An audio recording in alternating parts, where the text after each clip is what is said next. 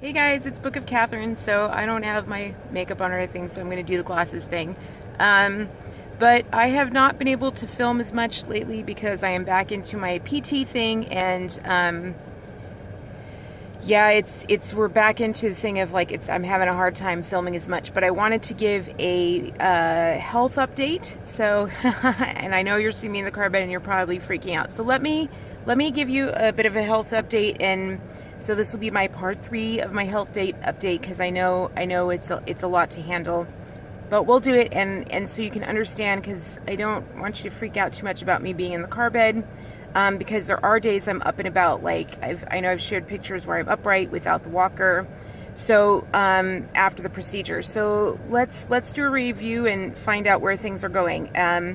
And I did another video where I was able to like lift up a chair. So let's talk about like where things are at now that the procedure is over and I got up and drove a car and everything. So part of the reason that things have been a little like wonky after the procedure, it's been hard to do things, is that right after I drove, our second car, like the red light went out, and no one was able to see the car. Like normally somebody is able to see the car the next day, and like everybody was on vacation. So we had to take it to an actual dealership, which was like more than a week out. So like I couldn't drive at all. So we didn't really know where my health was at because I wasn't able to get out, and so I was limited just to the walks. And so it kind of like didn't tell us a whole lot, so I wasn't really able to give you a whole lot as far as updates. So now that the car is back, I've been getting out and I've kind of seen a little bit more of what I'm able to do. So I'm able to give you a much better kind of update now. So, okay, so here's what's going on. So the procedure, it improved a lot of things, but that other layer of health, the thing that's going on with my cycling, so that has continued to go on. Like it's gone on for 6 weeks straight. Like I just started cycling again this week, to the point where when I went in for the doctor yesterday and I said I was in the car bed, I ended up having like a full-on one of my episodes. I had an episode, like I had to crawl in like I was on their bed. It was awful. Like I had a full-on episode on their bed, and like I was having it full-on going into the office. So horrible episode right into the office. And so that's still happening. And what's really awful this time is that like, for some reason, like, I don't know if it's because like my meds are wearing off, because you're not supposed to be on these meds this long. And also, by the way, like I'm a miracle. Like I've been looking at, and my doctor actually said that this time. She said, with your mobility, we're supposed to atrophy at this incredibly fast rate. It's supposed to happen in like a matter of months. Like within a year, it should have been a year. I don't know how I lasted the 9 years or the 8 years or whatever till when I got mobility again. And all I can say is that I was supposed to get to, I'm assuming it's because I was supposed to get to you guys. I'm going to go with that and say, maybe I was supposed to reach you guys and talk to everybody or something, or maybe I have a book I'm supposed to write. I don't know, but I'm a miracle. I'm not normal. It's not supposed to happen that way. When you lose mobility, it's supposed to happen a lot faster. And so, and maybe that's what it was, is that when I said, like, I think I'm going to die, I don't know, but I was immobile for way too long. And, so anyway, I'm just glad I'm here. And then I got through it. So my mobility has increased on the days when the cycling is not. So when the cycling happens, then I'm down, like yesterday, and then I was out all yesterday. But when the cycling calms down, so when that happens, like I'm in the car bed, like yesterday happened, so I'm in the car bed. That sucks. That really stinks. But like the day before that, like I was able to go out right before the cycling happened. I was able to go out. So now what's happened is, which is really great, is that I'm not able to drive very far. It turns out, I found out, and this is really, really great, I found out that there is like this lady with some land, and we never noticed this before, but she has and this happens out in the country, but people will have little antique things on their land. Like they'll convert their barn, or a lot of people out in the country have more than one property on their land. You heard that from the homesteader. People have like more than one thing on their land. Like, it's not just one stand. Like, we have more than one stand on our land. We have more than one structure on our land. Not that it's a house or anything like that, but we have more than one structure on our land, which happens a lot out in the country, right? So people have different structures on their lands just because of farming or whatever.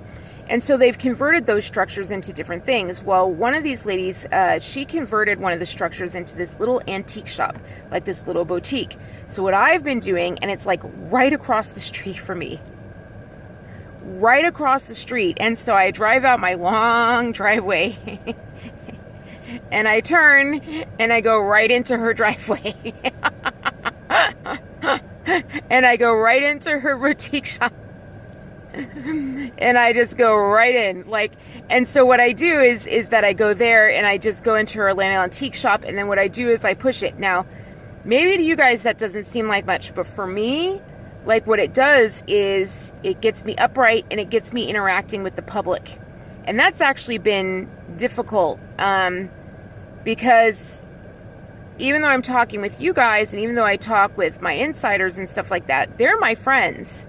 They're my friends, and they're my family, and over time or whatever, but there is a different, when you're locked up in the house, there's a level of socialization that you lose. And when you're always interacting with doctors, you're in this defensive mode all the time. So your interaction of going out with public has changed. You know, there's this huge change. Like, I'm used to only interacting with patients. So I am learning that, like, I have to re-socialize again. And that's actually been kind of difficult, like learning the social skills again of, like, oh, how do I interact with, like, a store clerk, like, on my own? Because before, when I go out, I had my husband with me. And I know how to do that. Like, I know how to interact, like, with my husband or whatever. But on my own, like, I'm used to being with you guys, and I'm used to just, and I'll just talk, and I'm like, no, I'm not supposed to do that. Like, and I'm learning the social engagement skills again of, like, not sharing your life story with everyone, and all these things that, you know, or it is a whole new, because it's a whole new, I have to re-socialize. And I'm wondering if some of you guys are going through that. Oh, I think my phone's going to die. Hold on. All right, there we are. Got it plugged in. So anyway, so I'm wondering if some of you guys are going through that. There is a socialization process that's happening. And so I'm having to refigure that out. Because I didn't think that would have to happen, but there is of a thing of, like, okay, how do I interact with, you know, like little things, like, oh, if I want to buy something, like, where does it go on the counter? Do I put it here? And how do I ask to do that? And how do I do the budget thing? And, like, how do I, and all this stuff, like, how do you shop again? And how do all these things, and then how do I interact with the people? Like, I'm just used to being, like, big happy if I see someone, I talk to them. It's not like that. Social media is like, oh, you just talk to everyone. No, because if someone's on social media, they're there to interact with you. No, like, if someone's in the shop, like, that doesn't mean they necessarily want to talk to you. And so I'm like, right. So, like, engage with people. They're not a patient. And so it's relearning to do that on my own. And I think part of it is that I've had my husband, and my husband is this kind of, like, protective bubble. And he would catch things. He'd catch, like, when I needed water, or he'd catch this or catch that. And I have to catch that on my own now. Like, I have to do all these things. And so, you know, it's a whole socialization thing of, like, taking care of myself independently. I guess that's really what it is I'm having to learn to take care of myself on my own. And so going across the street, even if it's going off the street, I'm still leaving my house. I'm leaving my bubble. And so I'm leaving and doing it more and more. And so it's a form of PT, I feel like, of re-socializing and relearning to stand on my own 2 feet, and learning when I need my cane versus when I need my walker. And the last couple times I haven't needed it. They do have, like, you know, chairs there and stuff, and so I sit down. And a couple times I've had to take breaks, like, I get warm and I have to go back and get in the AC. But those times have been growing when I'm able to get out, and they haven't been often, you know, and stuff like that, but I have been able to do it. So, so now I'm in this cycle of like where sometimes I get to go out and I get to go out, but the times I used to never get out, we're talking like it used to be the time before the procedure was like, before the procedure, if I got out in the car to go out to like join my husband for chores, I would lose track of time, and my friends would be like, they'd have this sound in their voice, this horrible sound in their voice that I hated, and they'd be like, oh, you're out, and I would hear this like relief in their voice, and I would just be like they'd be so relieved, and I would be like, how long? And my husband would be kind of have this look on his face of like, and I'd be like, how long has it been since I've been gone? Like, how long has it been since the last time I was out, you know? And it would be something like 3 or 6 months since I had like gotten out of the house for something other than a doctor's appointment. And I remember there were times where we had to keep canceling the doctor's appointments. But now we're like getting out for doctor's appointments, you know, sometimes once a week. And I remember for a long time there when it got so bad that we were like, oh, we have to push them out twice a week. And then it got so bad that it was like once a month. And then it got so bad that it was further and further out. And now we're getting back to where I can get out once a week. That's a big difference, you guys. Like that my body can handle that. So I know to you guys it seems like, oh God, she's in the car bed. To me, the dramatic difference, like you can't expect someone to just pop up from a wheelchair, which isn't even a wheelchair, a bed, immobilized in bed. Like I was feeling around like in my hip, we were trying to massage out the hip. You guys cannot, and I was like, that's my muscle, like the psoas muscle or whatever, which is like the little troublemaker. Almost every kind of hip joint problem or any kind of pain you're having in your hips or any problem, it's almost always linked to this psoas muscle or whatever, always. And it runs through, it's not just on one side, it runs through your whole hips, like from one side to the other, from one side of it's your entire pelvic girdle from one side to the other. And it runs right through. It's really deep, and it just runs right through. And it's what my husband's always having to need out. And now that we're doing the PT again, it's just the late nights again are up. Like I'm almost never sleeping again. Like I'm up through the night. But now at least I'm working on stuff. Like I'm trying to work on things to like do more work, you know, because the hospital bills have really increased, and so I need to really increase the work. So I've been working on like business cards and things like that, and trying to get more work for myself. So like when I'm not online and everything like that, it's either doing more PT or trying to get out of the house to try and get more socialized, or trying to walk with Lila, or trying to get more work for myself, because we need more, you know, finances coming in for all of this, you know, and stuff. And also just the house, we have a house now, you know, and we haven't been able to do anything on it, and that catches up. And so like, you know, everything going a third of your paycheck, it catches up. Everything going towards medical, and we don't have, and unfortunately, as much as I love YouTube, and I know I don't push for donations like I should, and I don't monetize everything, and I know I don't do that like I should, but, you know, like I pushed for the server, and I still think that's worth it. I still think the server was worth it. Our history is more worth it. But I'm like, now I need to focus on like getting more work for myself, and getting like, you know, like I have a few hours a week now. I need to increase that and get more of a job going and stuff like that. And so like more of a life and have something coming in, because this world is not built for a single person salary. Like the world just isn't, nothing's priced for that. Everything's built for a 2-person, 2-household salary. So, and we haven't been living on that. And so anyway, and YouTube certainly doesn't make it, they make that impossible for anyone even remotely telling anything that's factual, right? You know, you have to be selling something for them in order to make any kind of money. And then, and only then, they choose people. Like they choose people that fit their profile. Like you have to have a certain height, a certain weight, a certain facial profile. Like they pick people, and the rest of them, they just are like, here, buy our stuff. It's a really tortured mechanism. You know, they really give you just enough of a salary. You really can create your wealth offline. They don't make you think that, but you can. So anyway, just the physical things are so much better. And I know that I'm not online as much, but that's a good thing. It means that I'm improving. But the physical therapy is really good. I'm upright doing it now. Remember how I said I used to scream in pain when I was doing physical therapy?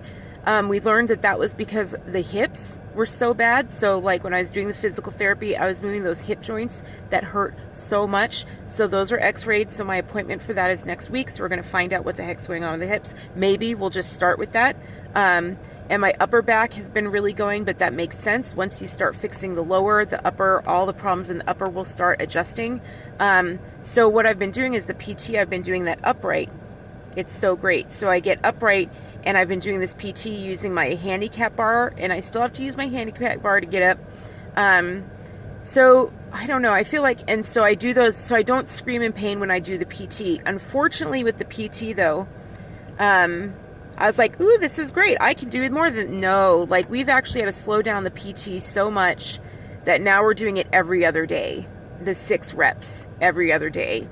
But I've noticed that if I go out, like I can't do the PT and go out, so I'm kind of opting to go out over the PT. It's just this tortured cycle of like, what do you do? Do you go out of the house and move your legs that way and go out walking with Lila, or do you do the PT? But if I do that, my functionality will always be just to standing and walking. Like I still can't shower. Like that requires, like I said, functionality. My video on functionality, I'll try and attach it right here. Functionality is like getting in and out of the car, which I'm able to do much better now, but it is not safe. It's not safe. I can get in the car bed much easier because it's a different kind of functionality, but getting in and out of the shower safely, unless you have wobbly legs, and that's the definition, that's when you know you start to lose functionalities, when you have wobbly legs, and my legs are so wobbly. I look like a little chicken when I'm walking around, like this little, like if you ever watch me walk, I just look like this little straight leg, like just this little like penguin, like I look like 2 little toothpicks. But that's what I was saying, is that I felt that psoas muscle, and I have all these fuzzies right here. I'm sorry, I just have so many pillows back here that I have fuzzies everywhere. But if you ever, I felt my psoas muscle and the atrophy. I was like, that's the muscle. It felt like just this little bit of fuzz. That's my psoas muscle, is this little piece of fuzz. It's just, it freaked the hell out of me. And my friends were like, especially my friends who are trainers, they're just like, yeah, it's gone. And they keep trying to tell me every time my body freaks out, because I've gone out and done things, like my PT person said, you need to limit your physical activity to this much. Because like one night I felt really great, like because I was about to cycle again, and I should know that when I have a shot of energy the night before, I'll stay up all night. And I went and did all this stuff. I hung up clothes, I did this, I hung clothes. I couldn't bend down, but I could stand up. And so I did all this stuff. I hung, everything was waist high. So I hung up all this stuff, and I did all this thing, and I took breaks. But I went all night. I did like 8 hours. And the next 3 days, and I came into the office just looking like crap. Sorry, Lila's walking all over the bed. She's enjoying being out. She loves being out so much. She even rides in the front seat when I can't now. I'm just like, because the car was gone for like a week and a half. She was so not happy. Oh my gosh, she did not like the other car. She still wanted to come out, but she was not happy about this. So now that she's in this car again, now all of a sudden she's right. She would never ride in the front seat. Now, front seat every time. And we're like, oh, you really missed this car, didn't you? Like, see, now she's all over the car. We're like, someone loves this car. Okie dokie then. So anyway, so, yeah, it's just, yeah, we just need to get those muscles, and I think that's what's making me wobbly. And so, yeah, just expect, they said it's going to take months to get those things built up. They're not going to come back quickly, which is why I say just never lose your mobility, never use your mobility. All this sedentary stuff that we have, I understand why it's dangerous now. I understand why it's dangerous now, and I understand why kids don't want to bathe today now, because they can't. Like, if parents don't instill bathing into them, I understand why gaming's so tempting and you don't want to bathe, because functionality's gone. Like, if you want to game all the time, functionality, but it's so important, because they'll lose it, and they'll die young. Like, they'll die young. And I never understood why gamers died. People say it's because they didn't eat, and I'm like, no, it's because they weren't moving. Like, it's because they weren't moving. They can have food just come to their door. They weren't moving. They're dying from no functioning. And I'm like, that I get now. Their muscles just wasted away. That makes sense to me now. Like, I'm like, got it. Have you guys noticed, like, I've been paying more attention now on TVs, and like when I'm going out and stuff like that, like now I'm like a bit more awake and alert, because the pain has come down just enough to where I'm like, my mind's starting to clear. Like I said, my memory's coming back and stuff like that. Like, my memory's starting to get a bit clearer. Like, my mind's just a bit sharper and stuff like that. It's kind of, it's great. So, so funny, because the highs are worse, but the lows are better. Like, one of my PT things, she's like, what's your lowest of the week? And it was a 4. And I was like, I don't think I've ever been a 4. I couldn't remember if I'd ever entered a 4 at a pain clinic before. That's huge, you guys. Like, that's really, really big that I'd ever been at a 4. I don't think I've ever been at a 4 before, and that's the gift of this procedure. So, and if you look on the comparative pain scale, you're probably like, what the heck? But that's big for me. And I'm a tough bird. I can handle 4. Athletes can handle a 4. So if you start to watch documentaries on like Mary Lou Retton or on Nancy Kerrigan and stuff like that, if you really watch them or watch commercials where they're in about being in pain, they walk like me. They walk like they move like me. They're on the same medications I'm on. Like, that's what I went into the blood lady, the lady who's doing my knee, the stem cell lady, which stem cells illegal. Don't worry, it's illegal in the United States, but she does a whole bunch of other things that are legal, right? So she was like, you're just a normal athlete. She's like, you're a normal athlete with things that athletes go through. She's like, all your injuries and everything like that. She's just like, your body's worn down like an athlete's. And I was just like, that's right. All those Olympian things, when I watch things on the 7 Olympians and where they are, they're moving like me. They have all the same tears that I have. They have all the same rip outs that I have. And I was like, right, that's like what I did. And so if you're an athlete, you're probably really relating to this. So I'm just like, protect your body, and think about, make sure you don't lose the mobility. And when it hurts, like, that doesn't mean don't move. Like, I really wish when it got to a certain level of pain, I thought that meant my body meant don't move. And now I'm like, yeah, except for like your knee, like there is something, go to your knee doctor. Like, I really regret, in California really failed me. Some doctors really did great, but some doctors, like my knee doctor, I kept going to knee doctors and they were just like, oh, there's nothing. There was something, and my knee could have been better, and they never did an MRI of it, and it just never got better. It just kept getting worse. They just kept saying do PT, and the PT people never gave me real PT exercises or anything. And for what was really wrong, once they did the MRI, they were like, knee replacement, look at everything that's wrong. But if they had caught it, if they had caught all the tears, all the stuff that was going on, like my knee was already making noises like 5 years before I ever even went to a knee doctor. No, that meant the moment your knee starts making those noises, that's like orthoscopic surgery stuff. Like, you should be going in and stuff. It was just so normal in my industry that we were all just like, yeah, our knee's making noises. No, your knee makes noise. Go in. Go in.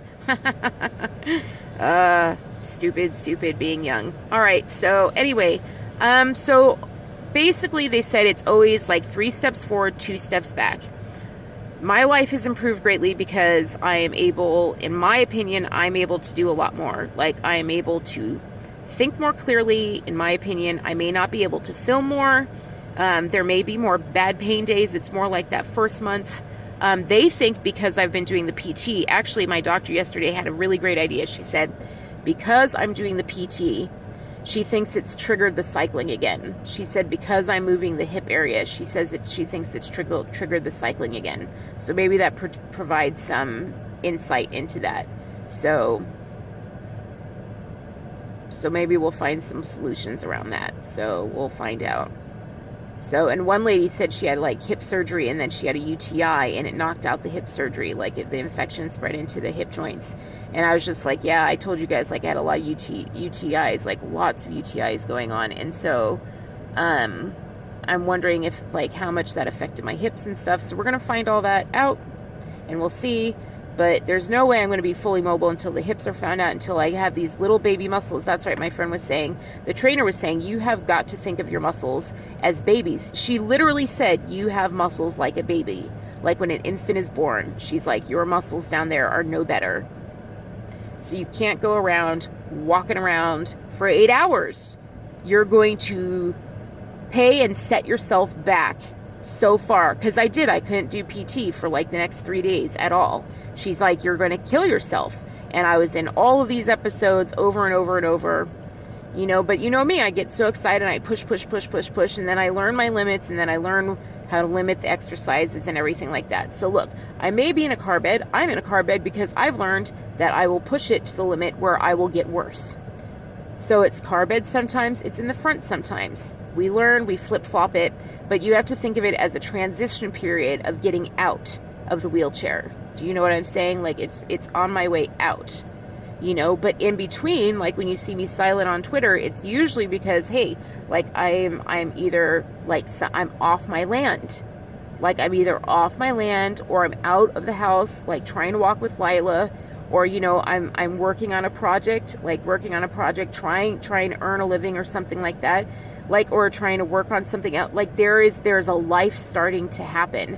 And yes, there are times, all right, so good, there are portions where, yes, I'm spasming and stuff like that, but you have to remember that that's because I'm cycling again, and that's something that wasn't happening when I started the channel. Like that cycling wasn't happening, and we will figure that out. We will get that figured out, but we're fighting my way through that. There is life happening in between the cycling. I'm making the most of whatever I can do between the cycling.